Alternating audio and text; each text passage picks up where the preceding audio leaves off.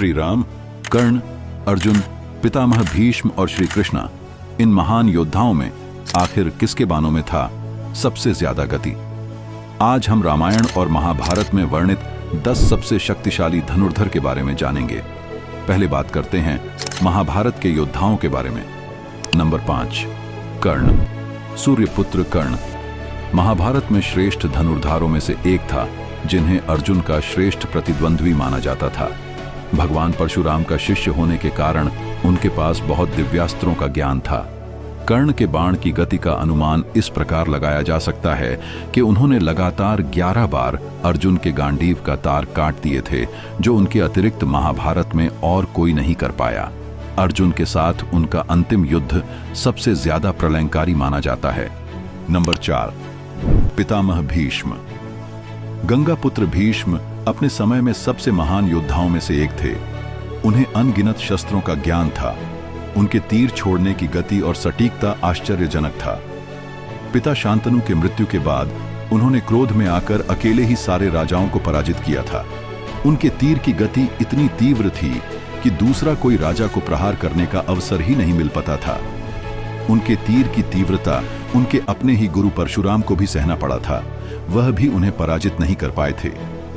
कुरुक्षेत्र के युद्ध की 9वें दिन में उन्होंने अर्जुन के साथ इतना भयानक युद्ध किया था कि स्वयं श्री कृष्ण अपनी प्रतिज्ञा तोड़कर शस्त्र उठाने में मजबूर हो गए थे। नंबर 3, अश्वत्थामा। अश्वत्थामा को अधिकतर एक गलत योद्धा के रूप में ही प्रकाश किया जाता है, लेकिन वह एक महान धनुर्धर थे। कुरुक्षेत्र के युद्ध शुरू होने से पहले पितामह भीष्म ने उन्हें महारथी का उपाधि दिया था। भीष्म पितामह के अनुसार अश्वत्थामा केवल एकमात्र वह योद्धा है जिनके साथ अर्जुन का तुलना की जा सकती है।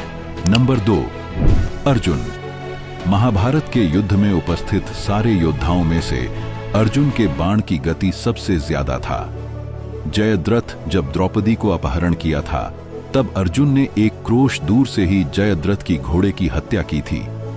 ऐसे कई सारे उदाहरण महाभारत में है जहां पर अर्जुन ने अपने बाणों का कौशल दिखाया था।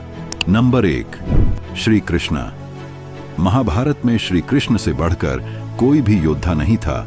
उनकी तुलना भी किसी से नहीं किया जा सकता। उनके बाण की गति के आसपास भी कोई नहीं था। अब जानते हैं रामायण के शीर्ष 5 योद्धाओं के बारे में जिनके बाण की गति सबसे ज्यादा था। नंबर 5, अतिकाय। अतिकाय अपने बाणों से इंद्र का वज्र और वरुण देव की फाश को निष्क्रिय किया था। उन्होंने लंका की सुरक्षा के खातिर कई बार बहुत से देवताओं को पराजित किया था। नंबर 4, इंद्रजीत। इंद्रजीत एक अत्यंत कुशल योद्धा थे। वह अपनी संपूर्ण शक्ति का प्रदर्शन न करते हुए भी देवराज इंद्र और कई सारे देवताओं को पराजित किया था। नंबर 3, रावण। रावण राक्षस होने के बाद भी एक वीर धनुर्धर थे। उन्होंने श्री राम के साथ 7 दिन और 7 रात लगातार युद्ध किए थे। वह अपनी धनुर्विद्या का कौशल प्रयोग करके श्री राम को आघात करने में भी सक्षम हुए थे। नंबर 2, लक्ष्मण। प्रभु श्री राम के भाई लक्ष्मण थे आदि शेषनाग अवतार, और वह एक सुकौशल धनुर्धर थे जो धनुर्विद्या में लगभग भगवान श्री राम के समान थे। वह एक साथ में हजारों तीर छोड़ सकते थे।